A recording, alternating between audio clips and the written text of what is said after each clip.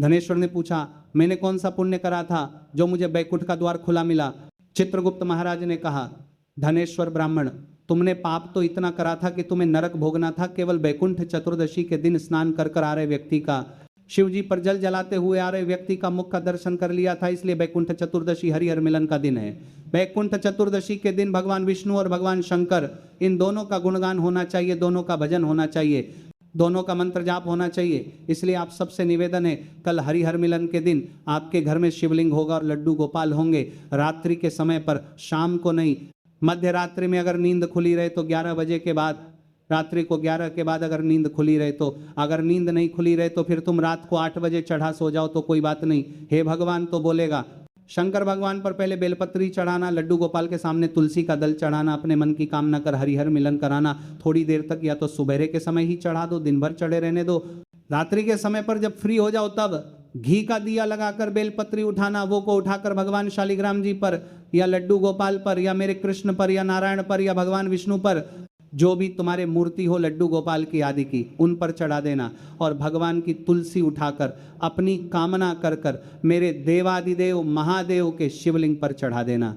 रात्रि को ही हो सके तो ब्रह्म मुहूर्त तक, अगर नींद खुली रहे तो उठा लेना, नींद नहीं खुले तो रात को ही, रात्रि के समय ही उस बेलपत्री और तुलसी को संभाल के रख लेना। वही बेलपत्री और तुलसी विद्या के लिए, और जो बच्चा माइंड से तकलीफ में रहता है, जो बच्चा पलंग पर गंदगी करता हो या जिसका विवेक बुद्धि स्थिर नहीं रहती हो, उसके लिए ये बेलपत्री और तुलसी हमेशा कार्य करती है। वही व्यक्ति चतुर उसका दर्शन भाव से, आनंद से अपने अपने घरों में करें, भक्ति के साथ, आनंद के साथ।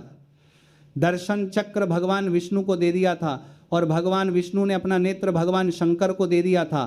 तब भगवान विष्णु ने कहा था देवऋषि नारद से, नारद, पूरे वर्ष में केवल एक दिन ऐसा रहेगा बैकुंठ चतुर्दशी का, जिस दिन मेरा दरवाजा 24 घंटे खुला रहेगा, जो पापी से पापी जीवन है वो भी प्रवेश कर सकता है। प्रयास करो, कल शिव जी के मंदिर में जाकर 1 लोटा जल अवश्य भगवान नारायण का स्मरण करें, राम नाम, कृष्ण नाम, शिव नाम, भगवान की भक्ति का भजन कीर्तन करें।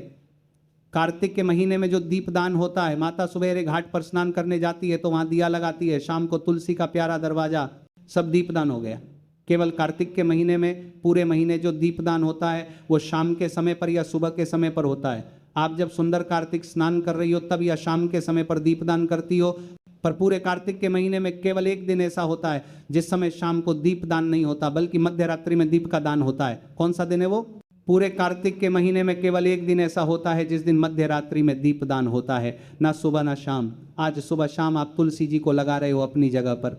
और तुम अगर कार्तिक के महात्म्य का स्मरण कर रहे हो, कार्तिक का स्नान कर रही हो, कार्तिक नहा रहे हो, या कार्तिक का व्रत कर रही हो, या पंचमी का व्रत कर रहे हो, या भीष्म पंचक का व्रत कर रहे हो, या कार्तिक स्मरण का व्रत कर रहे हो, कार्तिक का अनुष्ठान कर रहे हो, तो उसमें एक दिन ऐसा होता है जिस समय सुबह शाम दीपदान का फल नहीं है, रात्रि के मध्य में दीपदान का फल है, और वो है बैकुंठ चतुर्दशी का। पूरे कार्तिक के महीने में केवल एक ही दिन रहता है जिस दिन शाम के दीपादान का फल नहीं है, मध्य रात्रि के दीपादान का फल होता है। दीपावली पर जो दिए लगाए वो 11 दिए, 21 दिए, 5 दिए, 7 दिए ऐसे लगाए जाते हैं। एकादशी के दिन जो दीपादान करा उसमें 11 दिए, 7 दिए, 21 दिए, ऐसा दीपदान होता है। पर बैकुंठ चतुर्दशी का जो दिन है महाराज, इस दिन रात्रि को 11 बजे से लेकर 12:30 के बीच में दीपदान होता है और 14 दिए का दान होता है। महाराज इसमें 14 दिए का दान, निवेदन है आप सबसे, प्रयास करना कि घर के बाहर आप एक दीप, जहां पर आपका जलाशय है, पानी का स्थान है, वहां रख दें, और एक दीप तुलसी के क्यारे के पास रखें। बाकी के दीप आप घर के बाहर लगाएं। 14 दीप नारायण भगवान शंकर से मिलने के लिए काशी गए थे। काशी कैसे पढ़ाए? तो भगवान विष्णु बोले काशी आने का कारण केवल इतना है कि बैकुंठ में मन नहीं लग रहा, तो सोचा मेरे भोलेनाथ जी से मिलाऊं। देवऋषि नारद बोले मिलने भी ऐसे ऐसे आए जो कभी गिने चुने दिन तो आंख खोले। शंकर भगवान नेत्र खोलते ही नहीं है, वो तो नेत्र बंद करके बैठे थे। आप मिलने भी आए तो उनसे मिलने आए जो कभी नेत्र ही नहीं खोलते। मां जगत जननी जगदम्बा कहकर परेशान हो जाती, तब भी तो नेत्र नहीं खोलते, और आप उनसे मिलने के लिए आए, वो भी काशी में। भगवान विष्णु बोले देखो, पहुंच गए भगवान विष्णु मणिकर्णिका घाट। आज भी मणिकर्णिका के घाट पर भगवान नारायण का मंदिर है। भगवान विष्णु मणिकर्णिका घाट पहुंच गए और मणिकर्णिका पर जाकर भगवान विष्णु ने एक कंकर उठाया, उसको घाट पर रखा। और भगवान विष्णु उसकी आराधना में लीन हो गए। वैकुंठ चतुर्दशी का दिन भगवान विष्णु इतनी आराधना में लीन हुए, इतने लीन हो गए कि कब दिन निकल गया, कब शाम हो गई, बस केवल कंकर को देखते रहे और गंगा का जल छोड़ते रहे। सुबह कब गई, शाम कब गई, मालूम नहीं पड़ा। मध्य रात्रि आ गई, तब भगवान विष्णु को लगा पूजन तो कर रहा हूं, स्मरण कर रहा हूं, पर दीप नहीं लगाया। तब भगवान नारायण ने लक्ष्मी से कहा तुम दीप लेकर आओ। लक्ष्मी थाल लगाकर 14 दीप लगाकर शिव के सम्मुख लेकर आई। महाराज, इसीलिए आज भी बैकुंठ चतुर्दशी के दिन सुबह और शाम के दीपदान का महत्व नहीं है। कब का है? मध्य रात्रि के दीपदान का मात्र। और मध्य रात्रि के समय, मध्य रात्रि के अनुकूल में मां जब भगवान भूल गए तब लक्ष्मी जी दीप लेकर आई, प्रज्वलित किया, भगवान शंकर वहीं पर सम्मुख प्रकट हो गए। तब जैसे देवऋषि नारद ने कहा था कि कंकर में शंकर है, भगवान विष्णु ने देवऋषि नारद को हृदय से लगाया था, तब भगवान नारायण के सामने शिव प्रसन्न होकर भगवान नारायण को गले से लगाते हैं। इसको हमारे हिंदू धर्म में हरिहर मिलन कहते हैं। इसलिए बैकुंठ चतुर्दशी के हरिहर मिलन, हरिहर मिलन बैकुंठ चतुर्दशी। महाराज, निवेदन करूंगा जिसकी किडनी गड़बड़ हो गई हो, निवेदन करूंगा जिसकी किडनी गड़बड़ हो गई हो, जिसका लीवर गड़बड़ हो गया हो, जिसको डायलिसिस चल रहा हो और छूट नहीं रहा हो, बैकुंठ चतुर्दशी के दिन नदी के घाट पर, नदी, तालाब, सरोवर, कुआं, बावड़ी जो हो, उसके तट पर 14 दीप लगाकर पीपल के पत्ते पर शहद डालकर और उसमें एक काली मिर्च शंकर जी का नाम लेकर बोलकर उसमें चढ़ा दें। उसी पत्ते की काली मिर्च थोड़ा सा शहद घाट पर डाल दें और उस पत्ते को घर पर लेकर आ जाएं। जिसको डॉक्टर ने कह दिया डायलिसिस होगा, किडनी लीवर गड़बड़ हो रहे हैं, उनके लिए ये उपाय अत्यंत फलदायी है। बैकुंठ चतुर्दशी के दिन रात्रि को 14 दीप लगाकर जब घाट से आए, जिस व्यक्ति को रोग है, बीमारी है, वह उस पत्ते समेत चटा ले और फिर 8-10 दिन बाद जांच करवाए, उसे उसका फल अवश्य प्राप्त होगा। पर विश्वास रखिए, क्योंकि हरि और हर का मिलन कोई साधारण बात नहीं है। बैकुंठ चतुर्दशी कार्तिक महीने का वह पवित्र दिन है जिसका फल अत्यंत दुर्लभ है। कोई कितना भी विद्या तंत्र या टोना टोटका कर दे, बैकुंठ चतुर्दशी के दिन उसका प्रभाव समाप्त हो जाता है। इस दिन तांत्रिकता, जादू या बुरे कर्म सब नष्ट हो जाते हैं और रोगों से घिरे व्यक्ति को भी मुक्ति मिलती है। जो लोग निरंतर बीमार रहते हैं, एक रोग मिटे नहीं कि दूसरा लग जाए, दूसरा मिटे तो तीसरा शुरू हो जाए, ऐसे व्यक्ति को इस दिन 7 काली मिर्च, 5 लौंग और 5 बबूल के कांटे, अगर बबूल ना मिले तो गुलाब के कांटे लेकर एक लाल कपड़े में छोटी पोटली बनाकर उस व्यक्ति के ऊपर से श्री शिवाय नमस्तुभ्यम या पन्नमो भगवते वासुदेवाय मंत्र का 21 बार स्मरण करते हुए उतार लें और घर के बाहर जलाकर उसकी धुआं उस व्यक्ति तक पहुंचा दें। इससे निरंतर चल रही बीमारियां धीरे धीरे समाप्त होने लगती हैं। बैकुंठ चतुर्दशी के दिन हरिहर मिलन के समय रात्रि 11 बजे से 12:30 बजे के बीच का दीपदान जीवन का सुख देने वाला माना गया है। जिन लोगों को श्वास, दमा, खांसी या कफ की समस्या रहती है, उनके लिए यह विशेष उपाय बताया गया है। 7 लौंग पीपल के पत्ते पर रखें, घर के बाहर 5 घी के दीपक जलाएं और बैकुंठ चतुर्दशी का मूल मंत्र हरिन व हरिणाक्षाय नमः शिवाय का 21 बार स्मरण करें। फिर लौंग को उठा लें और अगले दिन से रोज 1 लौंग खाना प्रारंभ करें। धीरे धीरे दमे, खांसी और श्वास रोगों में आराम मिलने लगता है। ध्यान रहे, यह मंत्र स्कंद पुराण में उल्लिखित है और साधारण नहीं है। ह्रीम हरिणा हरिणाक्षाय नमः शिवाय, यही मंत्र जीवन का सुख, स्वास्थ्य और शांति प्रदान करता है। जिन लोगों को गंभीर रोग हैं, जो वेंटिलेटर या ऑक्सीजन पर हैं, उनके लिए भी उपाय है। 1 लोटा पानी लें, उसमें थोड़ा दूध मिलाएं, 5 बेलपत्र डालें और उस व्यक्ति का नाम लेकर बैकुंठ चतुर्दशी की रात्रि में 12 ह्रीम हरिणाक्षाय नमः शिवाय मंत्र का स्मरण करते हुए हरि और हर को समर्पित करें। यदि मंदिर बंद हो तो पीपल के वृक्ष के नीचे अर्पित करें। 3-4 दिन में सुधार अनुभव होने लगेगा।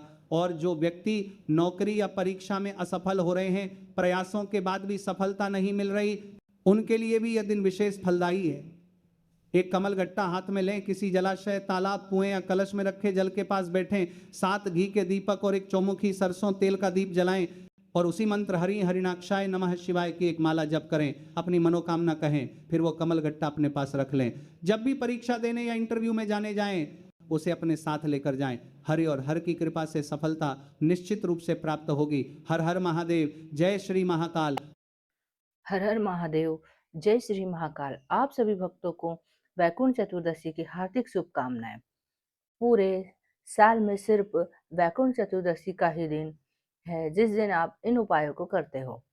तो देखिए, गुरु जी कहते हैं कि अगर कोई व्यक्ति वैकुंठ चतुर्दशी वाले दिन शिवलिंग पर जल अर्पित करता हुआ आपको दिख जाए तो उस व्यक्ति को वैकुंठ धाम की प्राप्ति होती है। हरिहर मिलन वाले दिन भगवान शंकर और विष्णु जी की प्रार्थना करना चाहिए। तो देखिए, रात्रि के समय में दिए लगाना बहुत ही शुभ माना जाता है। इस दिन आप अपने घर के बाहर तुलसी जी के पास, तालाब के पास दिए जलाएं। इससे बहुत बड़ा इसका बहुत बड़ा महत्व है।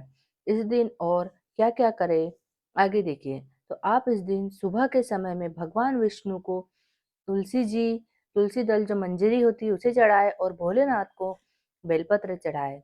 ये आप जितनी हो सके उतनी चढ़ाए, जैसे 11, 21, 51, 108 जितनी आपको मिल जाए उतनी आप चढ़ाए।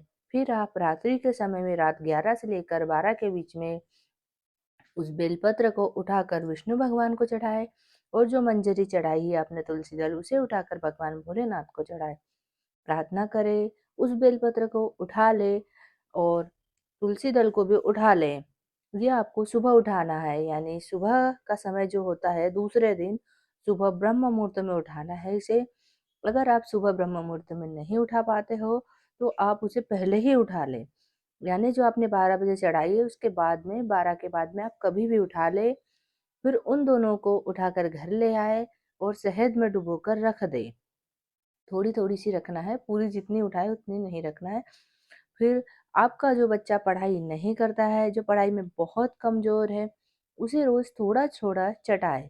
इससे आपका बच्चा पढ़ने लग जाएगा, उसका पढ़ाई में मन लगने लग जाएगा। ये उपाय आप 10 से 15 दिनों तक करें, यानी शहद में जो डाल के रखी है आपने बेलपत्र और तुलसी दल, उसे 15 दिन तक चटाना है।